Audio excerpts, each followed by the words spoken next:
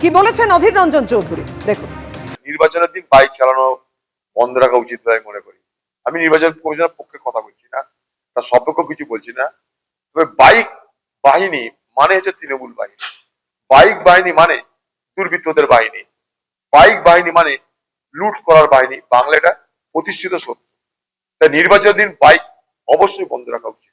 বাইকে কমিশনের বিধিনিষেধ খারিজ করলো হাইকোর্ট। কমিশনের আগের বিজ্ঞপ্তি খারিজ করে নতুন নির্দেশ দিল আদালত। কথা বলবো, আমাদের সঙ্গে রয়েছেন আমাদের প্রতিনিধি সৌভিক মজুমদার। সৌভিক, নতুন নির্দেশ যে আদালতের তাতে কি রয়েছে, কবে থেকে কড়াকড়ি? দেখো, নতুন যে নির্দেশিকা রয়েছে সেই নির্দেশিকায় বেশ কিছু রদবদল আনা হয়েছে, অর্থাৎ কলকাতা হাইকোর্টের তরফ থেকে এই নির্দেশিকা বলবৎ করা হয়েছে।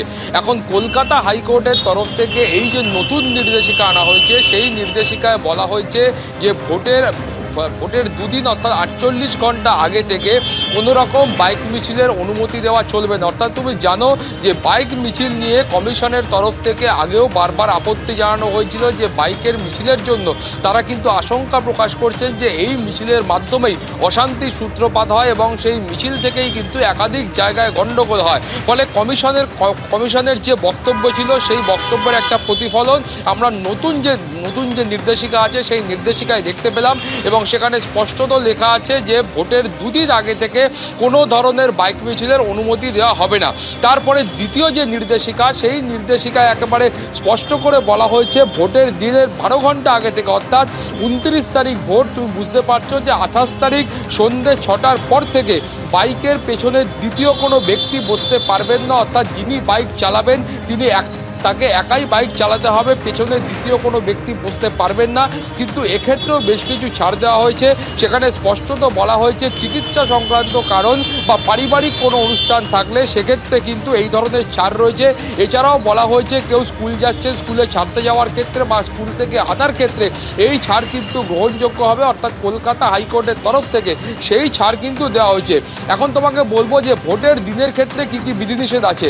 ভোটের দিনের ক্ষেত্রে বলা হয়েছে যে একজন ব্যক্তি তিনি সকাল 6টা থেকে একেবারে সন্ধ্যে 6টা পর্যন্ত তিনি বাইকে করে পরিবারের সদস্যদের নিয়ে ভোট গ্রহণ বা মেডিকেল এমার্জেন্সি বা অন্যান্য কোনো জরুরি কাজ থাকলে সেই কাজ তিনি করতে পারবেন। অর্থাৎ ভোটের দিন বাইক চালানোর ক্ষেত্রে সামগ্রিকভাবে কোনো ধরনের বিধিনিষেধ আপাততভাবে কলকাতা হাইকোর্টের তরফ থেকে আরোপ করা হয়নি।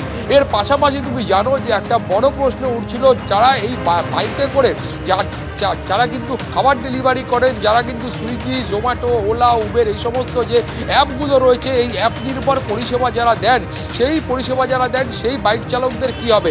সেক্ষেত্রেও কলকাতা হাইকোর্টের তরফ থেকে ছাড় দেওয়া হয়েছে এবং কলকাতা হাইকোর্টের তরফ থেকে খুব স্পষ্ট করে বলা হয়েছে যে উপযুক্ত আইডেন্টিটি কার্ড থাকলে এদের প্রত্যেককে ছাড় দেওয়া হবে এবং যারা অফিস আসা যাওয়া করবেন তাদের ক্ষেত্রে কোনো রকমভাবে অসুবিধা হবে না।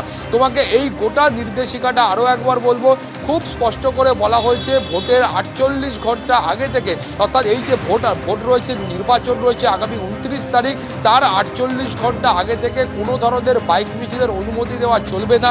তার পাশাপাশি দ্বিতীয় নির্দেশিকায় বলা হয়েছে যে ভোটের আগের দিন অর্থাৎ 28 তারিখ সন্ধ্যে 6টা থেকে পরের দিন সকাল পর্যন্ত বাইকের পেছনে দ্বিতীয় কোনো ব্যক্তি বসতে পারবেন না। বাইক চালককে একাই থাকতে হবে এবং শুধুমাত্র মেডিকেল এমার্জেন্সির ক্ষেত্রে বা পারিবারিক কোনো অনুষ্ঠান থাকলে সেক্ষেত্রে ছাড় দেওয়া হয়েছে।